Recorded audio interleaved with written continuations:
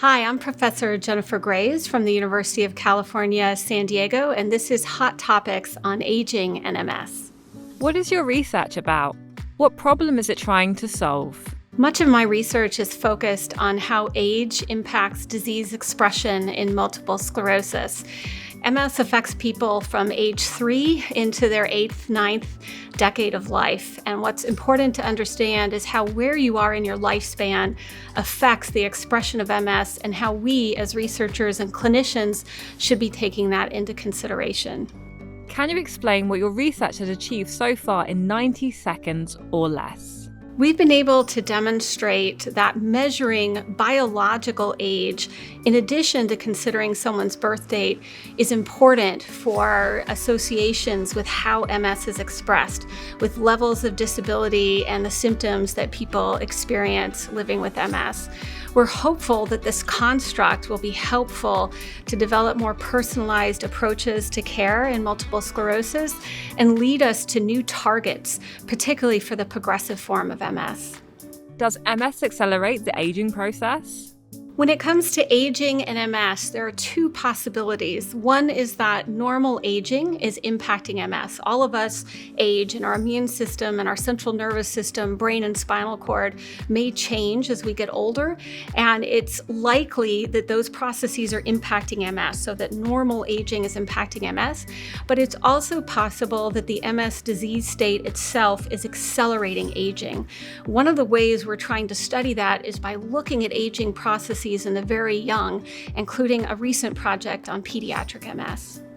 How does MS and aging affect menopause? It's an excellent question as to whether or not reproductive aging might be impacting people with MS in addition to other forms of aging.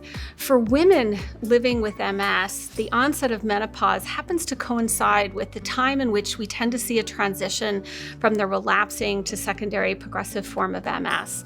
We looked at a blood biomarker that's associated with perimenopause, associated with a change in ovarian function, and found that it was in fact associated with a change in disability accumulation in MS.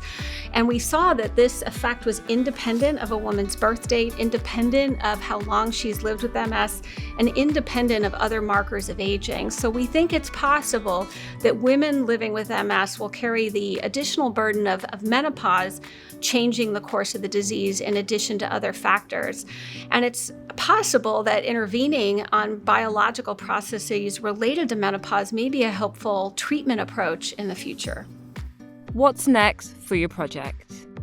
So we are trying to pin down which of the biological aging processes may be the most important in multiple sclerosis so that we could target treatments that are more specific to those aging with MS. Right now, we have a one-size-fits-all approach to treating MS. We use the same disease-modifying therapies in people who are 18 and people who are 55, and we're hopeful that this line of research will lead us to more specific approaches, both in terms of predicting the way MS will be expressed related to your age and your biological age, and also coming up with new treatment targets so we can finally get a high-efficacy treatment for the progressive form of MS.